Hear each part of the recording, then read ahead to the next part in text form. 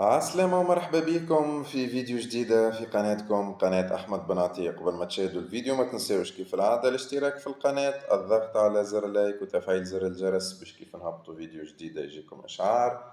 ونبداو مباشرة في الشرح متاعنا. في الفيديو متاع اليوم باش نحكيو على طريقة تفعيل المساعد الآلي أو البيرسونال أسيستنت على هواتف الأندرويد. البيرسونال أسيستنت هذا ينجم يساعدكم في برشا حاجات، والأهم ينجم يخليكم تستعملوا الهاتف متاعكم من خلال الأوامر الصوتية إذا كان أنتم بصدد القيام بأشياء أخرى، والكثير من المميزات الموجودة في هذه الخدمة اللي باش نحاول نوريها لكم اليوم. أول حاجة نقوم بها كما قلنا الخاصية هذه خاصة بهواتف الأندرويد. نمشيو للإعدادات settings. بعد ما نمشيو للإعدادات مباشرة نمشيو وين فما كلمة جوجل نضغط عليها. بعد ما نضغط عليها ننزلوا للأسفل وين فما نلقاو كلمة settings for Google Apps أو الإعدادات لتطبيقات جوجل. تلقاو آخر خيار موجود قبل ال Developer Options، نضغط عليه. بعد ما نقوم بالضغط عليه باش يعطينا لهنا قائمة تطبيقات جوجل اللي نجمو نشتغلوا عليها. بالنسبة لنا احنا لهنا باش نختاروا جوجل Assistant and Voice، وإلا نلقاو الأوبشن الأخيرة Search Assistant and Voice. قوموا بالضغط عليها ولهنا باش نلقاو قائمة من الخيارات اللي باش نختاروا منها. باش نجيو احنا نقوموا باختيار الخيار اللي مكتوب عليه جوجل أسيستنت. نضغط عليه باش يحللنا النافذة هذه. في النافذة هذه باش نختاروا الخيار متاع Voice Match. نضغط على خيار Voice Match باش يعطينا لهنا يقول لنا Hey Google access your assistant anytime you say Hey Google when your screen is on. يعني لهنا الحاجة الوحيدة المطلوبة باش نجم تستعمل الأوبشن هذية هي إنه الشاشة متاعك تكون مفعلة. علاش الشاشة متاعك تكون مفعلة ومش في أي وقت، حتى وقت الشاشة تكون مطفية، تجنبا لقيام الهاتف ربما بأشياء أنت ما تحبش تقوم بها. يعني مثلا تنجم تقول أنت هاي جوجل وتأمر الهاتف أنه يقوم بحاجة وأنت ماكش قاصد، معناها الكلام تاعك هذايا ماهوش موجه للهاتف. تفاديا كل المشاكل هذية فإنه باش تستخدم الأوبشن هذية فقط يكفي أنه سكرين متاعك تكون مفتوحة سكرين is on، يعني الشاشة تكون مفعلة.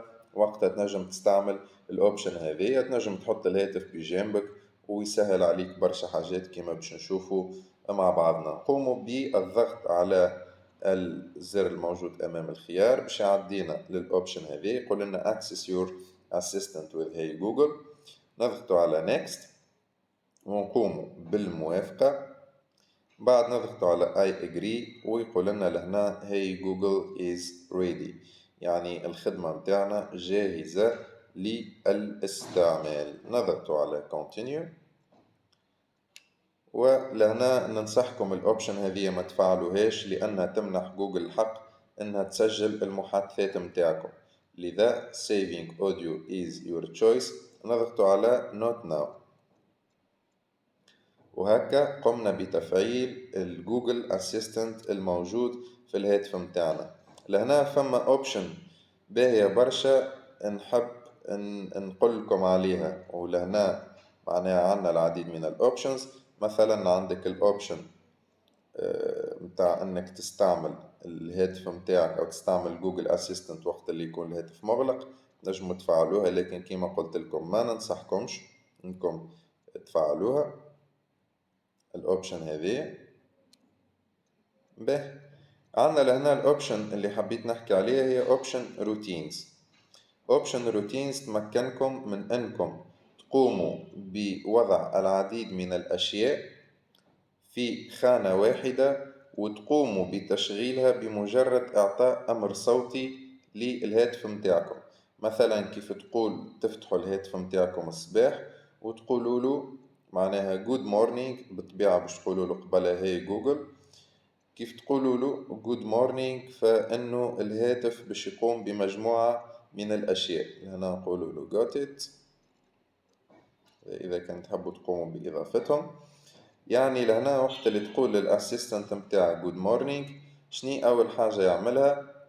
يقوم بإخبارك على الطقس، ويقوم كذلك بإعطائك تاريخ اليوم، ويقول لك إذا كان عندك أشياء للقيام بها في ذلك اليوم، ويقول لك إذا كان الفون باتري متاعك أو البطارية متاع الهاتف